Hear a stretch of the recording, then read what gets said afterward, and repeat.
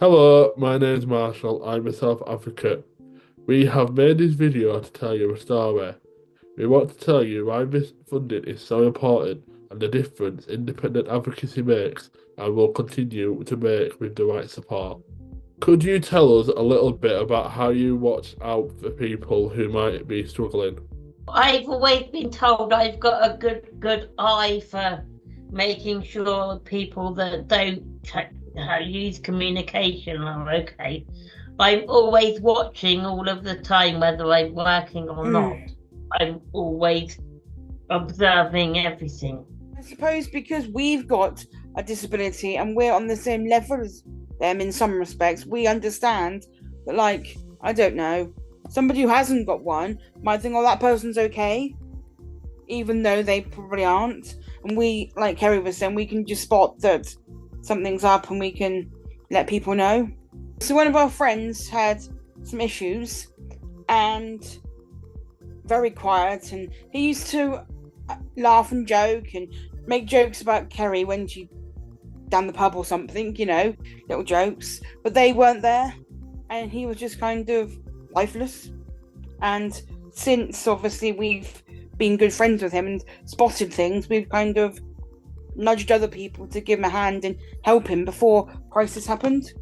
We found out that he wasn't really feeling himself, so we kind of spoke to Laura, who then spoke to the people around him to get him the support he needed. But it was people around him that he knew, though. He knew in the past, like, these support networks. So I reckon it was a lot easier for him to get the help because he could trust them. And What would happen to that person if you had not helped them? He would have been more poorly and not where he is now, getting the support. I definitely agree, because I think it's hard with him, because you ask him, are you okay? Yes, but we know he's not, and he wasn't okay. It's kind of that point where, do we say something knowing he's not okay, or do we leave it because he's told us he is okay? So I think we just kind of step in and say, look, I'm a little bit worried. Let's get this sorted before it's too late. Otherwise, who knows what would happen? It could be a lot worse. I think he would have got more quiet and into himself, or ended up in a hospital, or alone and scared somewhere and not know anybody, and make it 10 times worse. How would a big crisis have affected them? Horrible. Well, no. And then how, I suppose, his friends, how we'd be feeling knowing he's there. But again, as I was saying earlier, I don't think if we'd not spoken to you, Laura, and just rang the out of hours team, I still don't think they'd have listened. I don't know, but is it because they want, is it power? Or they don't believe us or understand us or something? What do you reckon, Kerry? I just don't think that if we rang the out of hours service for anything, I just don't think they'd listen. I'm not 100% sure that they would have listened. I wonder why. Why has Laura got more power? It's not right, but I think that's the way it would be. Is it because she's higher up in her job role or something? I don't know. It's just doesn't make sense. Not right. I have no idea. It's just something that I've always struggled with, that I think that if I was to pick up the phone now, they'd say, oh, we can't deal with that right now. And I don't think they'd listen. No. But I don't know whether that's just me or everybody's. What does not being listened to feel like? Yeah, I guess for me, it's really, really frustrating that I'm seen as less than human in personal crisis. Like, how is it and why is it okay that I can tell a crisis worker that I'm in crisis, and I feel like I'm going to walk out the house and do something severely dangerous, and them turn around to me and say, well, sorry, we can't support you today, we haven't got enough staff. But then as soon as an advocate gets involved, even though I am an advocate, but as soon as like a manager gets involved, or I ring my social worker up and explain it to my social worker, and the social worker then explains it to the crisis team, that they can suddenly act on it. But I'm actively telling somebody that I'm actively telling a crisis worker that I'm going to walk out the house and do something dangerous because I can't cope and I'm suicidal, that isn't listened to. Like, how is that okay? What do you think this funding could change? It can give us a stronger voice. It would be giving professionals more training. People understand, give us a stronger voice, and be about us, you know, we're the ones. It would allow us to make real change. It would allow the people that have the voice to be able to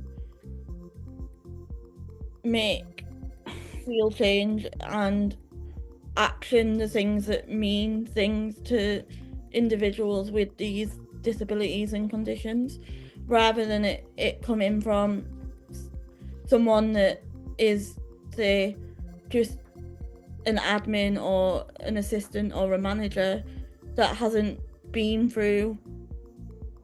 It would allow us to become real people and allow us to feel that it is nothing about us without us, and that we're not just a piece of paper, we're not just a statistic, a report. And just be ourselves and not have to fight for everything all the time. Let them listen to us and understand that actually it's true.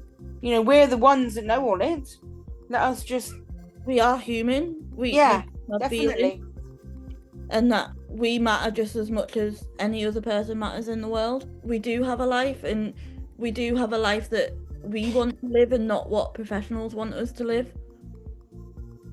And we can really make that change and help people to realise that, and help other people like us to live the lives that they want to live. Why do you think we hear the same stories all the time? When I go to conferences, I'll get asked to deliver my personal story to help make change happen.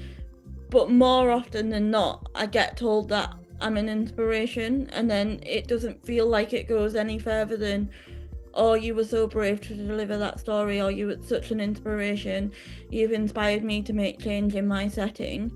I don't want to just be told that I'm an inspiration. I want to see the change that you're going to make, and I want to see how that then affects your service in the long run.